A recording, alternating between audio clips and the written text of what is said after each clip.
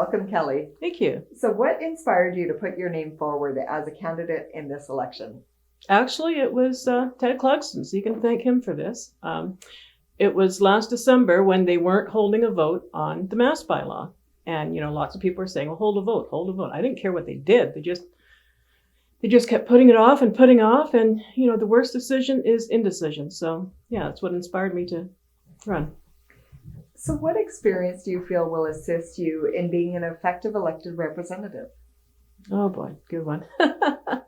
Well, my late husband and I raised 4 children together here in Medicine Hat. He had 5 children from 2 previous marriages, and then I have 2 more bonus children from a previous marriage. So I'm very good at refereeing, making decisions, managing crises, managing disputes.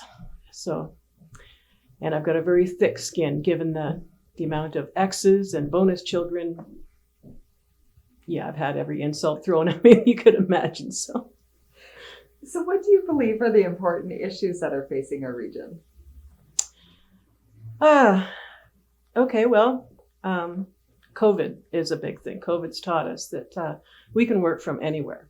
So we can have people who work in Calgary and come and live in Medicine Hat for a much cheaper cost of living because, you don't have to pay for the big houses and things. We're very close to a lot of places like Cypress Hills and the Hoodoos, the Badlands and things. And one of our biggest things is we're losing tens of millions of dollars with the natural gas and petroleum here in Medicine Hat. Tens of millions of dollars a year. And they've spent, from 2017 to 2019, they spent $45 million of our public money to look for another replacement for the Glock C oil field, which they sold last year. And they came up with nothing. And then, the helium hub we were supposed to have here 4 years ago. Again, they talked to Wheel, which was the big company that was going to build this hydrogen hub because we had a very unique location. Well, that went to Saskatchewan. They got the plant built there. And bringing in more people to our city. Our population growth is stagnated for about the last decade or so.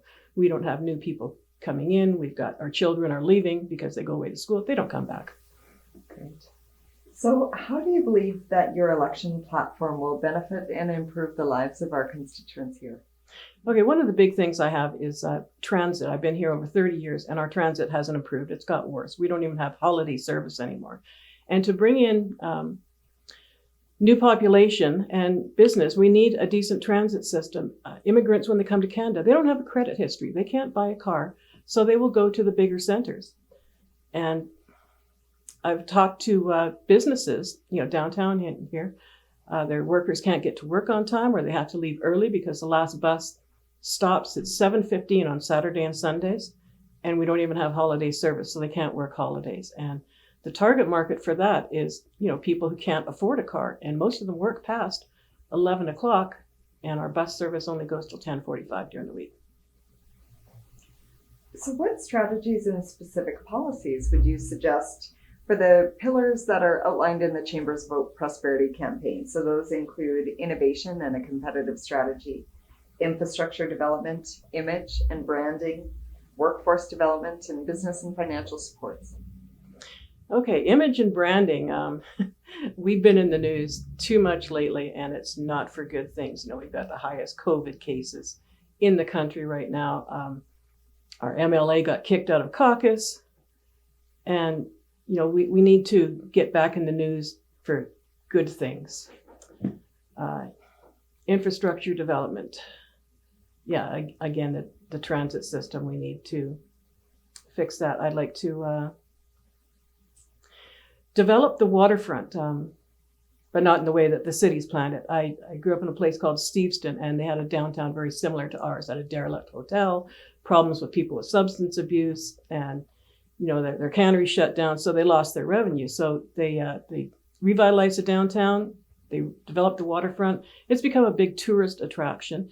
It's the filming site for the TV show Once Upon a Time, and they filmed like blockbuster movies like Deadpool there. And so, yeah, they totally rebranded themselves, and They used to be a fishing village, and now they're a tourist attraction. Excellent. So, Kelly, do you have any final comments in conclusion for the voting public, or any other information or insights that you'd like to share? Yeah, we need new voices on council. I mean, we've heard this before, and the most turnover we ever get is like 3 or 4 people, and that's not enough to make any change. Some of the incumbents are saying, well, you need the experience. No, we don't, because the city employees, they run the city. After election, if it's a clean slate, your water's still going to work, your lights are still going to work. They're going to keep the city running. Council, all they do is they set policy. And right now, nobody has any experience in running a city without the oil and gas revenue. So we're all on the same page with that. And nobody has experience running a city post-COVID. It's all new to everybody. So I say give the new people a chance. Great.